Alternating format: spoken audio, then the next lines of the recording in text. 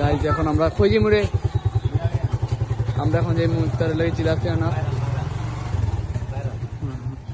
চিলাপিয়ানা যে তুই দেখে আমার থেকে গিরে গিয়ে তার আমি আর দৌড় দিয়ে আই উঠলাম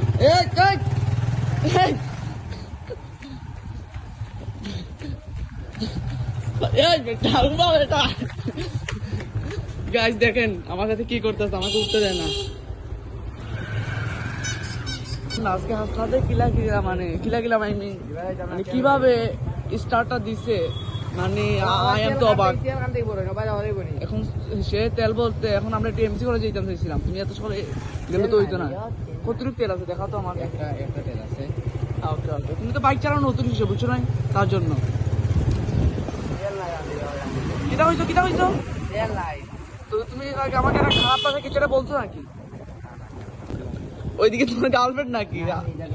আচ্ছা আচ্ছা বুঝছি ভাই, তোমার এদিকে গার্লফ্রেন্ড আছে। তো গাইজ আপনারা চিনে রাখেন কোন বাসা একটু দেখাই আমাকে, হ্যাঁ তাই তাদেরকে বাসার গাইজদেরকে বাসাটা দেখাবো যে তুমি যে কিসের জন্য বাইক নিয়ে বাপ নিতেছো।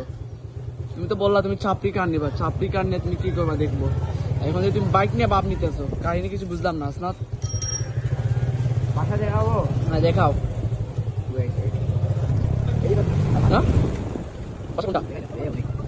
গাইস আপনারা শুনলে অতবার বলবেন যে এইটা হাসনাতের মানে তার ছোট ভাইয়ের জন্য বাসা। আর এই যে বিল্ডিংটা দেখতেছেন ওই যে ভাবি ইয়েস ইয়েস ইয়েস ইয়েস।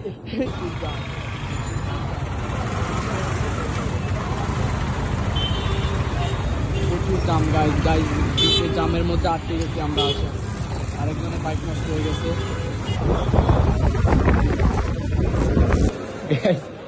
আমি আমার টেপ ওইটা ঠিক করাইতেছে গাইজ, এটা বাইরে আছে কারেন্টি লোক করা, কারেন্টি খুলতেছে। আর ওর নাম্বারটা দিছে, ও বলতেছে ওর নাম্বার থেকে যে কি নাম্বার নিয়ে দেয় গেছি যে ভিআইপি মানুষ রয়েছে এই টেনশন রে সামিয়া সুমাইয়া নাম্বার নিব গিয়ে গীতা। আসসালামু আলাইকুম গাইস, বর্তমানে আমরা আসি হোটেলে জন্য। এখানে চা নাস্তা করে এবার আমাদের করিমুল্লাতে যে টেপ রেখে আসছি এটা নিয়ে আসবো। আমার সিমটা তো ইয়েছি তো সিমে ফোন আর আমি আমার মনে হচ্ছে সিমও নাই তোর মনে হয় নাকি।